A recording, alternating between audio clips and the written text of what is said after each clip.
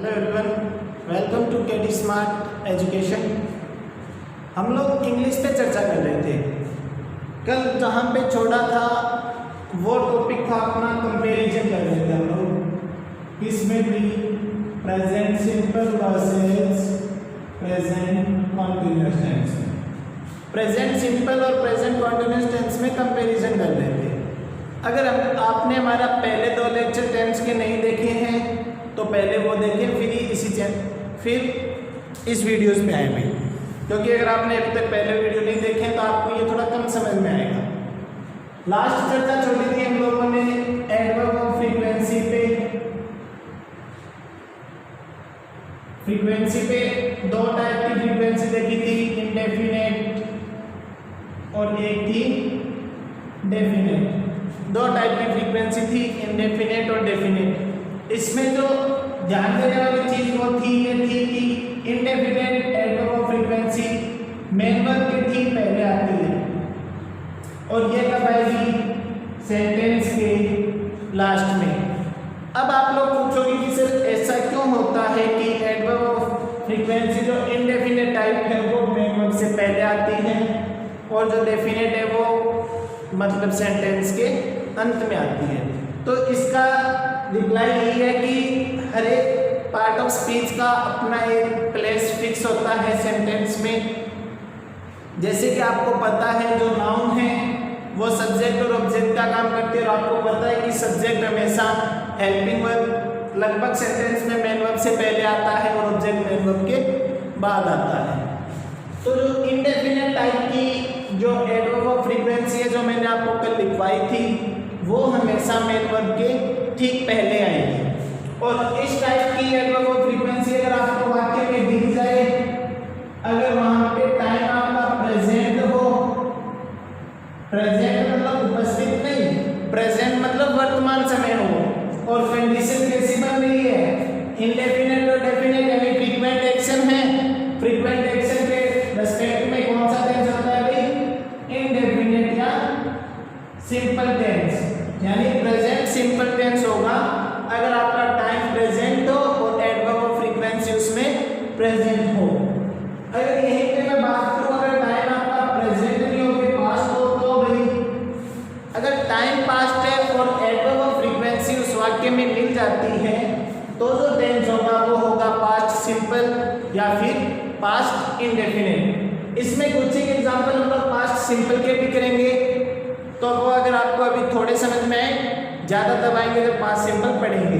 अभी के लिए आपको ध्यान इतना ही रखना है, अगर टाइम प्रेजेंट हो और एडवर्ब ऑफ फ्रीक्वेंसी वाक्य में उपस्थित हो तो जो टेंस होगा वो होगा प्रेजेंट सिंपल। अगर टाइम पास्ट हो और एडवर्ब ऑफ फ्रीक्वेंसी दी हुई हो तो टेंस कौन सा होगा? Past simple. अब कई बच्चों के मन में डाउट आता है कि सर टाइम को कैसे पहचानेंगे या फिर टाइम उसमें दिया नहीं हो। तो टाइम पहचानने का पहला तो तरीका आपका यही है कि कोई ना कोई टाइम फ्रेज उसमें दिया हुआ मिलेगा, कोई ना कोई उसमें टाइम फ्रेज दिया हुआ मिलेगा। अब बच्चों के मन में डाउट होता है कि सर कोई भी टाइम फ्रेज नहीं दिया हुआ हो तो क्या करना है? अगर कोई भी आपको टाइम फ्रेज वाक्य में नहीं दिया हुआ हो तो उसको अपन प्रेजेंट सिंपल टेंस में रखेंगे। उस वाक्य का टाइम हम लोगों को प्रेजेंट मानना है। एग्जाम्पल की बात करता हूं मैं, जैसे मान लो एग्जाम्पल में लेते हैं कि ही ऑलवेज, आपकी वर्ब जो है वो है स्पीक, ऑब्जेक्ट जो है वो है ट्रूथ, ठीक है जी। He always speak truth. दूसरा ही एग्जाम्पल में अगर बात करता हूं तो बात करते हैं in his childhood, in his younger age, मान लो in his younger age Rahul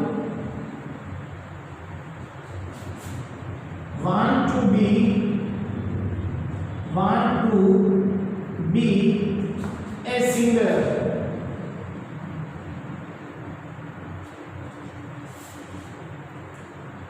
ये एक सेकंड में इसको थोड़ा सा करेक्शन करते हैं वाक्य को। राहुल वांट टू बी को फिर इसमें सेम नहीं होगा आपसे।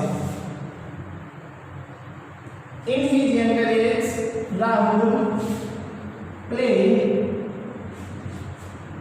फुटबॉल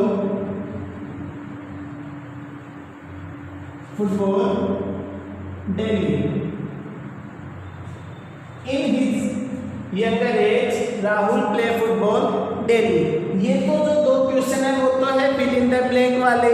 अगर मैं इन्हीं क्वेश्चन को एरर स्पॉट में लेके चलता हूं तो क्या होगा कि मान लो आपका वाक्य है कि राम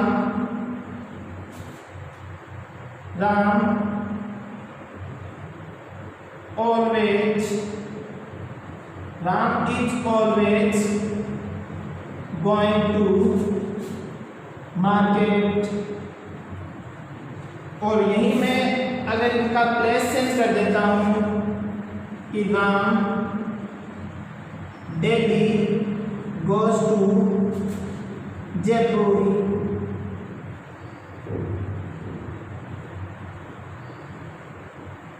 ठीक है भाई, ये चार टाइप के क्वेश्चन हैं। इन दोनों में आपको एरर फाइंड आउट करना है और ऊपर वाले दो क्वेश्चन आपके फिल इन द ब्लैंक थे। जो अभी तक पढ़ा है उसमें हम लोगों ने पढ़ा था कि अगर एडवर्ब ऑफ फ्रीक्वेंसी आपके वाक्य में उपस्थित है, मतलब कोई फ्रीक्वेंट एक्शन हो रही है। अगर फ्रीक्वेंट एक्शन हो रही है तो टेंस कौन सा होगा? Present simple. अगर कोई एक्शन टेम्परेरी एक्शन है, अगर कोई एक्शन कैसी है? टेम्परेरी एक्शन है, तो जो टेंस होगा वो कौन सा होगा? Present continuous tense. फिर एडवर्ब ऑफ फ्रीक्वेंसी की बात की थी, उसमें हम लोगों ने देखा कि अगर इंडेफिनिट एडवर्ब ऑफ फ्रीक्वेंसी है तो वो मेन वर्ब के ठीक पहले आएगी, और अगर डेफिनेट एडवर्ब ऑफ फ्रीक्वेंसी है वो हमेशा कब आएगी? वाक्य के अंत में। चर्चा करते हैं कि इन ट्यूशन के आंसर्स क्या होंगे। देखो भाई, ही है आपने यहां से पहचाना सिंगुलर है, सब्जेक्ट कैसा है? सिंगुलर, तो वर्ब कैसी आएगी? सिंगुलर। ऑलवेज क्या है आपका? Adverb of frequency. ऑलवेज क्या है? Adverb of frequency. अगर एडवर्ब ऑफ फ्रीक्वेंसी वाक्य में दी हो तो टेंस कौन सा? प्रेजेंट सिंपल या फिर पास्ट सिंपल। या तो प्रेजेंट सिंपल होगा या फिर पास्ट सिंपल होगा। अब बात करेंगे कि सर या तो प्रेजेंट होगा या पास्ट, दोनों में से कौन सा होगा? तो फिर अपन क्या देखेंगे कि कोई टाइम फ्रेज दिया हुआ है या नहीं दिया हुआ है। तो इसके अलावा ये आपकी वर्ब हो गई, आपका ऑब्जेक्ट हो गया, कहीं कोई टाइम का जिक्र नहीं है।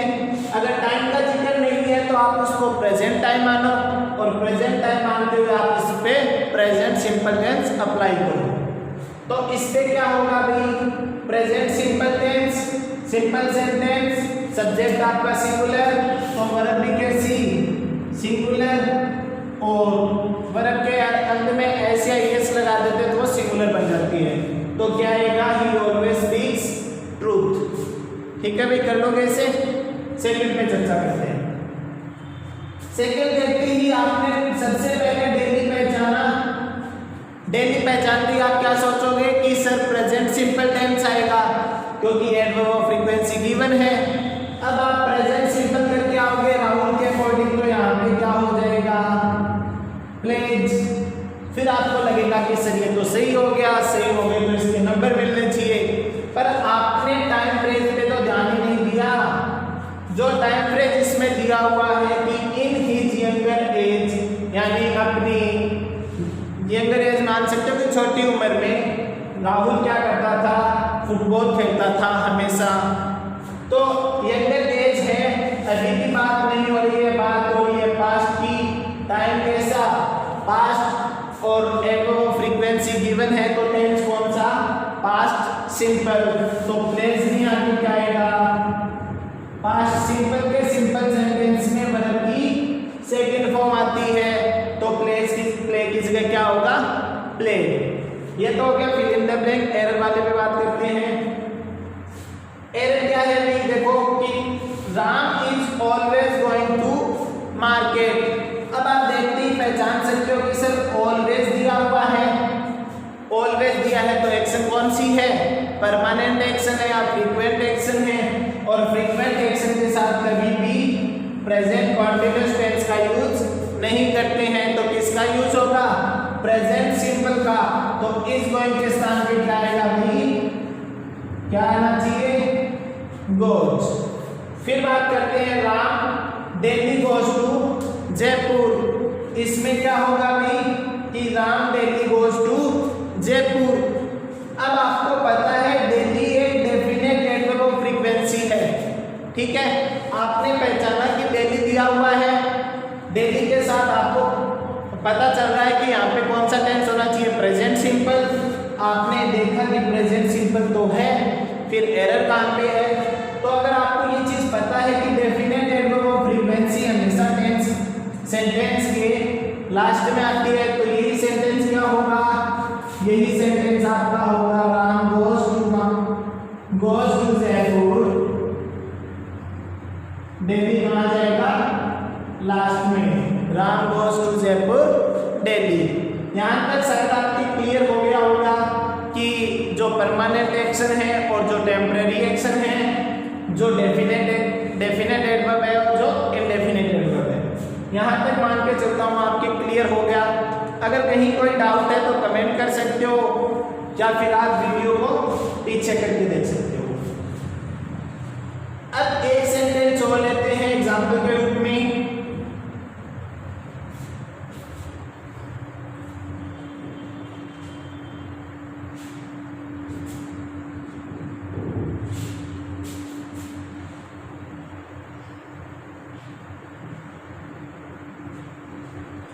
एक सेंटेंस और लेते हैं छोटा सा। टेंस आपका इतना अच्छा क्लियर हो जाएगा कि आप देखते ही पहचान लोगे कौन सा टेंस है, ठीक है। एक एग्जांपल और लेते हैं छोटा सा कि ही ऑलवेज, वर्ब आपकी वियर यानी पहनना, ए ब्लैक शर्ट, ए ब्लैक शर्ट। वाइल आपने यहाँ पे कंजक्शन, वाइल क्या है? कंजक्शन जो दो सेंटेंस को आपस में जोड़ता है। While he wear A white shirt today, A white shirt today. He always wear A black shirt while he wear A white shirt today. आपको पहचानना है कि कौन से ब्लैंक में कौन सी वर्ब आएगी। अच्छा एग्जांपल है परमानेंट और टेम्परेरी एक्शन का, अच्छा एग्जांपल है। पहले बात करते हैं ऑलवेज की। ऑलवेज आपको फ्रीक्वेंट एक्शन बताता है, मतलब कैसी एक्शन हो रही है? Frequent action. और फ्रीक्वेंट एक्शन का क्या आएगा? Present simple. और ही के साथ क्या आएगा? वियर्स, ही वियर्स। और वाहिल, जबकि ही, यहाँ पे देखो टुडे हो गया, नाउ हो गया, at this time, at this moment. ये सारे आपके क्या बताते हैं? टेम्परेरी एक्शन बताते हैं। अगर टेम्परेरी एक्शन है तो प्रेजेंट कॉन्टिन्यूअस टेंस, और ही के साथ क्या आएगा? इज और वीएरी आईएनजी फॉर्म वीएरिंग। क्या होगी वीएरी का आईएनजी फॉर्म? वीएरिंग। तो क्या बनेगा? He always wears a black shirt while he is wearing a white shirt today। समझ में आया होगा? ये तो हो गया दोनों टेंस में एक छोटा सा टेम्परेरी और परमानेंट एक्शन का कंपैरिजन। ये तो थी वर्तमान टाइम की बात। वर्तमान में अगर टेम्परेरी एक्शन है तो प्रेजेंट कॉन्टिन्यूअस, और अगर वर्तमान में आपकी परमानेंट या फ्रीक्वेंट एक्शन है तो प्रेजेंट सिंपल। अगर मैं टाइम को चेंज कर देता हूं, टाइम बना दिया मैंने फ्यूचर, टाइम मैंने बना दिया फ्यूचर। अब आप लोगों के माइंड में क्वेश्चन आएगा कि क्या सर फ्यूचर टाइम में प्रेजेंट टेंस का यूज कैसे होगा?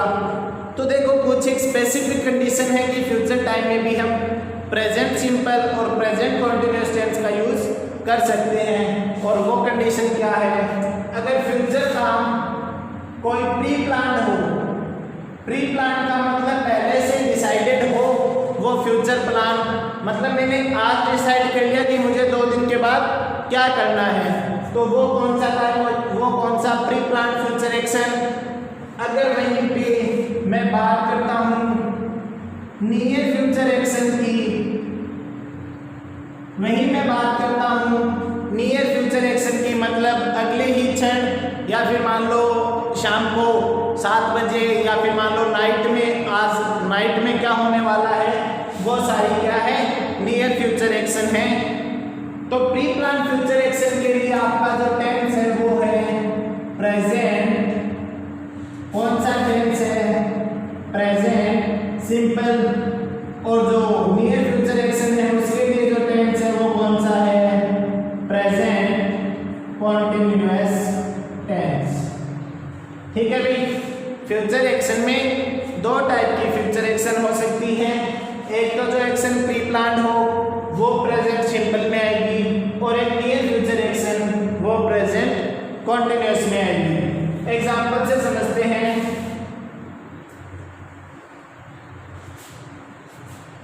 Rahul Gandhi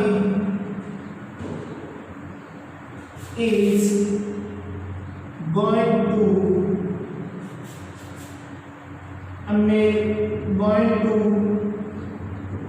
Jaipur for promoting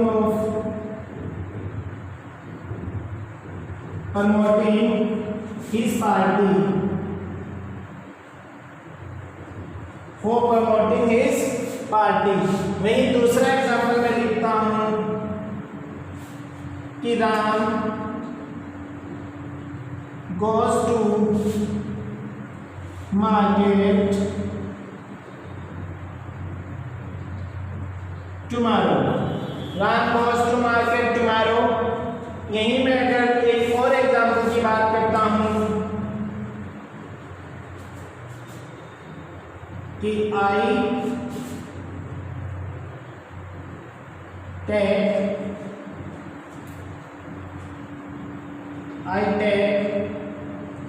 a bath in night। I take a bath in night। अब देखो कि कौन से क्वेश्चन में मेरे से क्या गलती हुई है, कहाँ पे कौन सा टेंस आना चाहिए था और मैंने कौन सा टेंस वहां पे पर फिक्स किया है। तो बात करते हैं, राहुल गांधी क्या कर रहा है, जयपुर जाएगा किस काम से, अपनी पार्टी को प्रमोट करने के लिए। काम से पता चल रहा है कि उसका कोई प्री प्लान एक्शन है, अभी तो जाएगा नहीं। चलो इसमें फ्रेज और टाइम को जोड़ो, for promoting his party next week हो जोड़ो। अब देखो टाइम तो आपको पता चल गया कि नेक्स्ट वीक है, कोई फ्यूचर का टाइम है, ठीक है भी। अब ये क्या काम करने जा रहा है, अपनी पार्टी को प्रमोट करने जा रहा है। प्रमोट करने जाएगा तो प्री प्लान एक्शन होगी, पहले से कोई प्लानिंग की हुई होगी कि भाई नेक्स्ट वीक जाना है। तो प्री प्लान एक्शन के लिए आपको पता है कौन सा टेंस आता है, प्रेजेंट सिंपल टेंस। और यहाँ पे अगर राहुल गांधी के हिसाब से प्रेजेंट सिंपल टेंस फिक्स करते हो तो क्या आना चाहिए, गोज। ठीक है, प्री प्लान एक्शन है तो क्या आएगा, गोज। दूसरे में बात करते हैं, Ram goes to market tomorrow. Ram goes to market tomorrow क्या है भाई, फ्यूचर का टाइम है, फ्यूचर का टाइम है ना। और टेंस कौन सा है, प्रेजेंट सिंपल।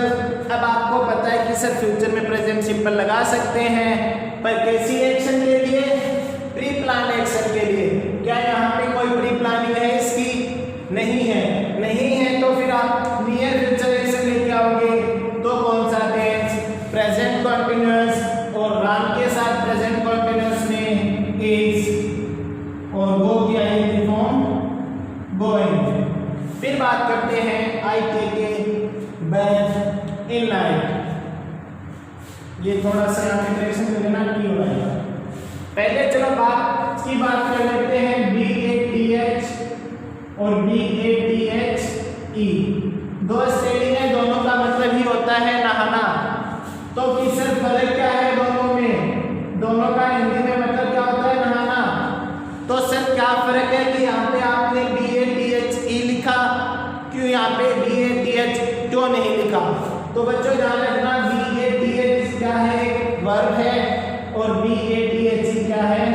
नाउन है।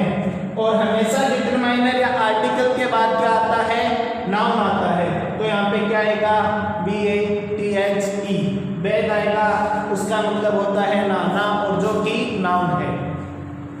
तो यहाँ पे क्या आएगा भाई, आई, टे के बाद नाइट। अब देखो कि प्री प्लान है, प्री प्लान हो सकता है, तो प्री प्लान के साथ से क्या आएगा यहाँ पे, आई टेक। अगर ऑप्शन में टेक नहीं है तो क्या करके आओगे, आई एम टेकिंग। अगर ऑप्शन में दोनों ही नहीं है तो तीसरा क्या बचता है, विल टेक। विल टेक क्यों नहीं, क्योंकि फ्यूचर एक्शन है, और फ्यूचर एक्शन के लिए क्या टेंस आएगा, फ्यूचर सिंपल। पर हम इसको किसमें कंसीडर करेंगे, नियर फ्यूचर एक्शन, क्योंकि नाइट की बात हो रही है, सेम दिन में नाइट की बात हो रही है, तो नियर फ्यूचर। और नियर फ्यूचर में कौन सा टेंस, प्रेजेंट कॉन्टिन्यूअस। तो प्रीफर क्या करोगे, आई एम टेकिंग। अगर ये ऑप्शन में नहीं हो तो क्या करोगे, विल टेक। ठीक है, अगर दोनों ही नहीं हो तो तीसरा नंबर आएगा टेक का। पहला एम टेकिंग देखोगे, नहीं है तो विल टेक, नहीं है तो विल टेक। ठीक है भाई, अब चलते हैं अपना, इसमें कुछ एक प्रेजेंट सिंपल की स्पेसिफिक कंडीशन है जिनमें सिर्फ प्रेजेंट सिंपल टेंस का ही यूज होता है, वो देख लेते हैं कौन कौन सी है। तो प्रेजेंट सिंपल की स्पेसिफिक कंडीशन पे बात करेंगे कि कौन कौन से कंडीशन है जहां पे सिर्फ प्रेजेंट सिंपल यूज होता है, प्रेजेंट कंटीन्यूअस का यूज नहीं होगा उस केस में।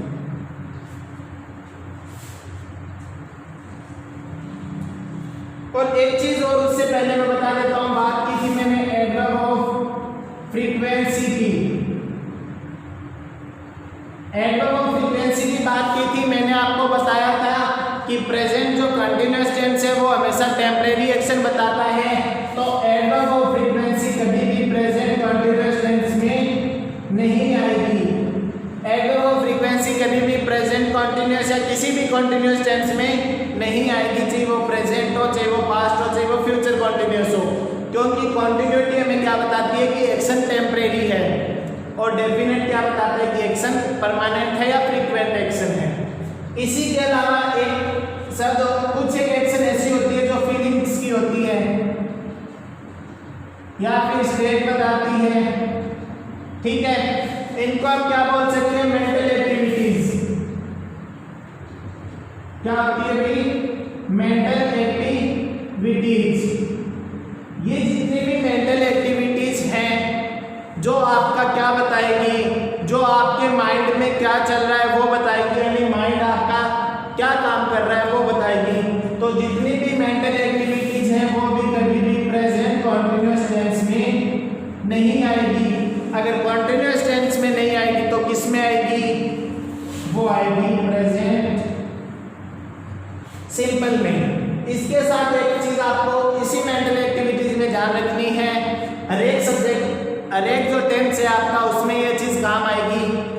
वो क्या है कि अगर इन शब्दों के साथ, किसी भी मेंटल एक्टिविटी वाले शब्द के साथ अगर आपका कंटीन्यूअस मतलब वर्ब की फोर्थ फॉर्म आनी चाहिए, मतलब आईएनजी फॉर्म आनी चाहिए, पर आपको पता है मेंटल एक्टिविटी आईएनजी फॉर्म लेती नहीं है, नहीं लेगी तो क्या होगा, उससे जस्ट पहले वाला टेंस हो जाएगा, जस्ट बिफोर दैट, उससे जस्ट पहले वाला टेंस हो जाएगा। जैसे मैं बात करूं कि मान लो प्रेजेंट परफेक्ट कंटीन्यूअस टेंस में आपकी जो वर्ब है वो कैसी है, मेंटल एक्टिविटी वाली वर्ब है, तो वो प्रेजेंट परफेक्ट कंटीन्यूअस में नहीं आएगी, किसमें आएगी, उससे जस्ट पहले वाला यानी प्रेजेंट परफेक्ट में आएगी। आगे बात करेंगे उसकी। अभी आपको कितना ध्यान रखना है कि जितनी भी फीलिंग, स्टेट या मेंटल एक्टिविटी वाली वर्ड्स हैं वो कभी भी प्रेजेंट टेंस में नहीं आएगी, सॉरी प्रेजेंट कंटीन्यूअस में नहीं आएगी, उनको आपको प्रेजेंट सिंपल टेंस में रखना है। एग्जांपल देख लो एक दो, आपको समझ में आएगा।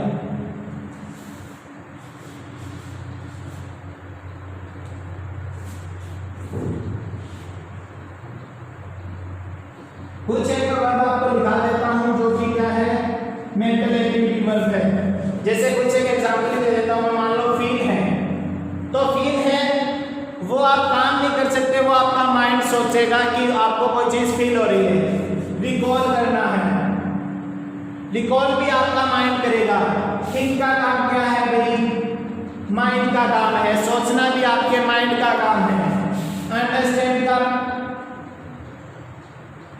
अंडरस्टैंड भी क्या आपके माइंड का काम है, मेंटल एक्टिविटीज है।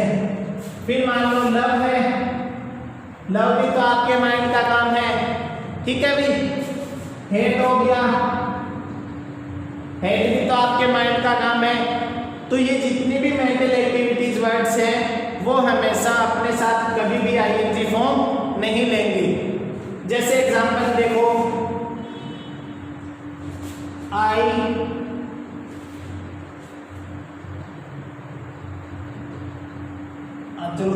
think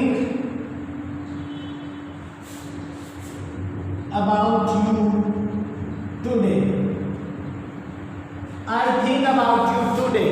अब आपको अगर नहीं पता है ये मेंटल एक्टिविटी वाला फंडा, तो आप इसमें क्या करके आओगे कि आई टुडे है तो परमानेंट एक्शन तो है नहीं, टेम्परेरी है, और टेम्परेरी के केस में आप क्या करके आओगे? I am thinking about you today, ठीक है। पर आपको जैसे ही ये मेंटल एक्टिविटी वाली चीज ध्यान में आती है, आपको पता चल जाएगा कि इससे जस्ट पहले वाला आपको टेंस करके आना है। तो ये अगर प्रेजेंट कॉन्टिन्यूअस लेगा तो आपको प्रेजेंट सिंपल करके आना। आई के साथ क्या आएगा? आई के साथ प्लूरल वर्ब आएगा, क्योंकि आई प्लूरल होता है प्रेजेंट में। तो I think about you today, ठीक है भाई। अगर यही मान लो, एक और एग्जांपल लेते हैं।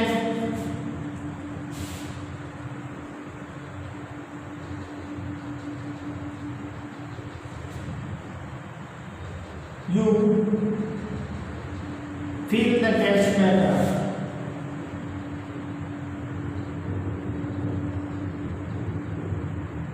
You fail the test better.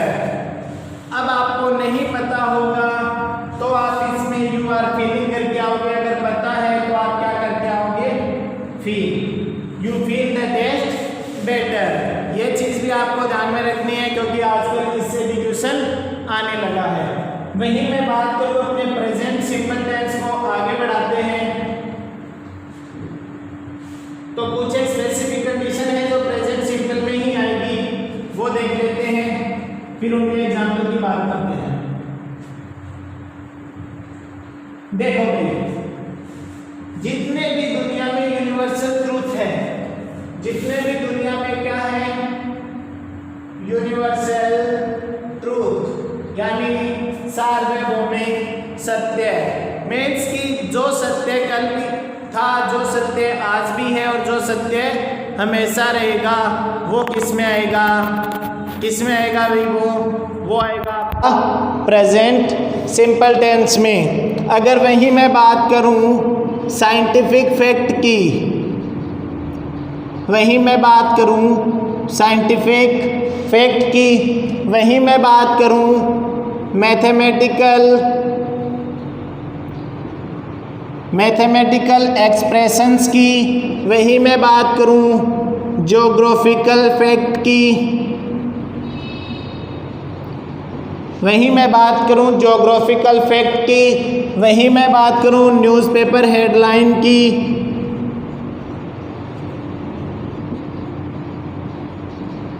Headings की, वही मैं बात करूं आपकी कमेंट्री की,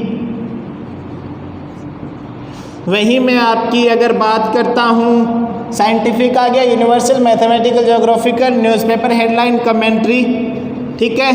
ये इतने कुछ एक इसकी स्पेसिफिक कंडीशन है। इन कंडीशन में हमेशा प्रेजेंट सिंपल टेंस का ही यूज़ होगा, ठीक है भाई। यूनिवर्सल देखो, सिर्फ आपको इसको स्टार मार्क करना है और एक किसको करना है, क्योंकि बाकी चीज़ें आजकल पूछी नहीं जाती है, क्योंकि ये पहले पूछी जाती थी यूनिवर्सल ट्रूथ, साइंटिफिक फैक्ट। आजकल जो क्वेश्चन बन रहा है मैथमेटिकल एक्सप्रेशन और ज्योग्राफिकल फैक्ट पर। एग्जाम्पल की चर्चा करते हैं, बाकी सब पढ़ा होगा आपने, इन दो की बात करते हैं। मैथमेटिकल एक्सप्रेशन में सिर्फ दो ही चीज़ पूछी जाती है आपसे। वो दो चीज़ें कौन कौन सी है? एक तो है आपका एडिशन और एक है आपका मल्टीप्लिकेशन। एक तो आपका एडिशन और एक आपका मल्टीप्लिकेशन। एडिशन की मैं जहाँ बात करता हूँ, जो मैथ का एडिशन होता है वो इसमें आएगा और जो मैथ में मल्टीप्लिकेशन होता है वो इसमें आएगा। पर एडिशन में आपको ध्यान रखना है कि जो वर्ब आएगी वो कैसी आएगी, सिंगुलर, और जो मल्टीप्लिकेशन में वर्ब आएगी वो आएगी, जो एडिशन में वर्ब आएगी वो आएगी प्लूरल, और जो मल्टीप्लिकेशन में वर्ब आएगी वो आएगी सिंगुलर। ठीक है भाई। जैसे कि एग्जाम्पल के थ्रू समझते हैं, जो बहुत बार एग्जाम में पूछा जाता है वही एग्जाम्पल उठाता हूँ। 2 and 2 वर्ब है आपकी मेक, बनाता क्या है 4। 2 and 2 मेक 4। ये क्वेश्चन बहुत बार एग्जाम में पूछा गया है डिफरेंट में, और इसमें बच्चे कंफ्यूज भी होते हैं कि सर मेक आएगा या मेक्स आएगा। तो देखो भाई 2 and 2 दोनों दो सब्जेक्ट बनेंगे, एक 2 एक 2, दो बन गए तो प्लूरल आना चाहिए। प्लूरल आना चाहिए तो क्या आएगा, मेक आना चाहिए। अब दूसरी बात आप बात करो कि सर 2 और 2 का अगर मैं गुणा करता हूँ तो भी तो 4 होता है, तो फिर सिंगुलर क्यों नहीं आता, तो इसमें सिंगुलर भी आना चाहिए। तो कहने का मतलब है कि इसमें चाहे मेक करके आओ चाहे मेक्स करके आओ, दोनों ही क्या है, सही है। तो पूछोगे कि सर गलत क्या है, कि एग्ज़ाम में दोनों आ जाए तब क्या करके आना है आपको, तब आपको प्रीफर करना है मेक को। 2 and 2 मेक 4। ठीक है भाई। अगर एग्ज़ाम में दोनों ही आ जाए तो मेक कर क्या होगे, अगर दोनों में से कोई एक हो तो मेक या मेक्स में से कोई भी कर सकते हो। अगर वही बात मैं करूँ मल्टीप्लिकेशन की, 3 and 3 मेक 9। 3 and 3 make 9। आपको पता है 3 और 3 गुणा होंगे तभी 9 होंगे, और गुणा होंगे तो वर्ब कैसी, सिंगुलर, तो मेक की जगह क्या, मेक्स। अगर यहाँ पे मैं लिख देता हूँ 6, तो आपको पता है कि जोड़ेंगे तभी 6 बनेंगे, और जोड़ोगे तो क्या, जोड़ोगे तो मेक ही रहेगा, अगर गुणा करोगे तो मेक्स हो जाएगा। यह तो हो गई मैथमेटिकल एक्सप्रेशन की बात। अब बात करेंगे, थोड़ा सा और है, इसको थोड़ा सा फिर ख़त्म करेंगे। कल दोनों टेंस एक साथ ख़त्म हो जाएंगे, इसको ख़त्म थोड़ा सा और पढ़ते हैं। इसमें एक बात बच गई ज्योग्राफिकल फैक्ट की। ज्योग्राफिकल फैक्ट और एक बच गया इसमें कंडीशनल और जो वो वाला कल करेंगे। आज ज्योग्राफिकल फैक्ट देख लो। ज्योग्राफिकल फैक्ट में मान लो कि कोई मान लो लंदन